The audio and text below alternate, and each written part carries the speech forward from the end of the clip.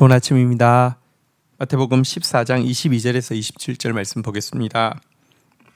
22절 예수께서 즉시 제자들을 재촉하사 자기가 무리를 보내는 동안에 배를 타고 앞서 건너편으로 가게 하시고 23절 무리를 보내신 후에 기도하러 따로 산에 올라가시니라. 저물매 거기 혼자 계시더니 자, 오병이어의 기적을 맛본 백성들의 반응은 어땠을까요? 혹은 오병이어의 기적에 바로 예수님 그 바로 곁에서 수종들었던 제자들의 마음은 또 어떠했을까요? 어쨌거나 예수님은 이 일이 끝나자마자 즉시 제자들을 재촉했습니다. 당신께서 무리들을 해산시킬 터이니 너희부터 먼저 배를 타고 건너편으로 다시 건너가라고 하셨습니다. 왜 그랬을까요?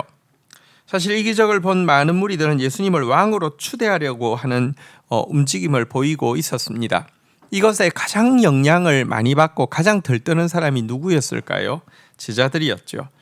제자들로 하여금 헛된 이 그 거품이 끼어서 막 그 하지 못하도록 하기 위해서 쫓아내듯이 제자들을 갈릴리 바다로 보내버리셨고요.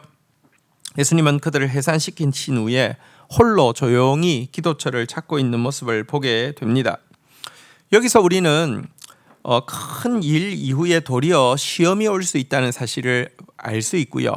또 그 시험의 때에 어떻게 해야 승리하는지 비결도 발견하게 됩니다. 예수님의 비결은 군중들의 환호소리나 사람들의 칭송이 아니라 정말 하나님 앞에 나아가는 그 걸음에 변함이 없었음을 여기 보게 됩니다. 여러분, 그런 마음이 있었기에 또 정반대의 상황, 모든 무리들이 비난하고 물러가고 배반하는 상황에서도 변함없이 기도의 동산을 찾으시고 주님 앞에 설 수 있었던 것이지요.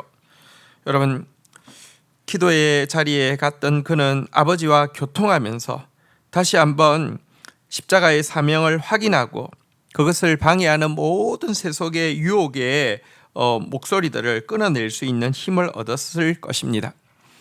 우리도 마찬가지입니다. 기도의 삶이 견고하게 자리 잡고 있어야 합니다. 아니면 사람들의 막 칭송 앞에서 무너질 수도 있고요. 또 사람들의 비방 앞에서 무너질 수 있습니다. 자만으로 인해서 무너질 수 있고 두려움으로 인해서 소명을 잃어버릴 수도 있습니다. 그러지 않으려고 하면 여러분 사람보다 하나님이 더 가까워야 합니다. 기도의 자리가 예수님처럼 견고하게 있어야 합니다. 24절 배가 이미 육지에서 술이나 떠나서 바람이 거스름으로 물결로 말미암아 고난을 당하더라. 25절 밤 사경에 예수께서 바다 위로 걸어서 제자들에게 오시니 26절 제자들이 그가 바다 위로 걸어오심을 보고 놀라 유령이라 하며 무서워 소리 지르거늘 27절 예수께서 즉시 이르시되 안심하라 나니 두려워하지 말라. 자, 제자들은 예수님에게 쫓겨나듯이 이제 배를 타고 갈릴리를 건너고 있었습니다.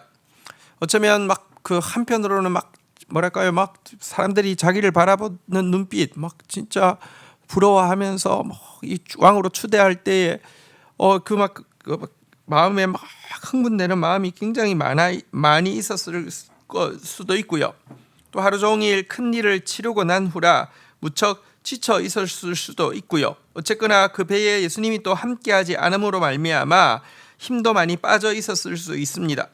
그런데 그때 그 바다에 큰 풍랑이 일어나서 여러 시간째 힘겹게 노를 젓고 있었습니다. 여기서 우리 한 가지 좀 생각해 볼 필요가 있습니다. 주님을 섬기고 주님 말씀대로 순종하고 나아갈 때에 위로와 축복은커녕 이렇게 참 심한 어려움과 예기치 못한 역경이 따를 수 있다는 것입니다.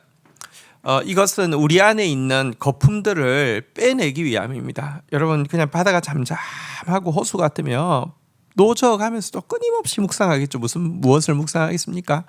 자기 안에 야망을 묵상하겠죠. 자기 헛된 꿈에 대해서 묵상하겠죠. 이거 산산조각 내는 것은 사실은 이렇게 정신없는 풍랑만한 것이 어디 있겠습니까? 아무 생각도 나지 않을 것입니다. 또 한 가지 우리가 기억해야 될 것이 있습니다. 지금 그들이 힘들게 노를 젓고 있는 이 시간, 사실은 예수님께서는 그들을 위해서 기도하고 계시고, 사실 괴로이 노젓는 것을 보시고 불쌍히 여기셔서 그들에게로 다가오고 있는 시간이라는 것도 기억할 필요가 있습니다. 예수님은 우리를 보고 계십니다. 물론 육신의 눈으로는 볼 수 없죠. 그때가 밤 사경, 곧 새벽 3시에서 6시 사이이기 때문에 바다 가운데 있는 작은 배를 눈으로 볼 수 없겠죠.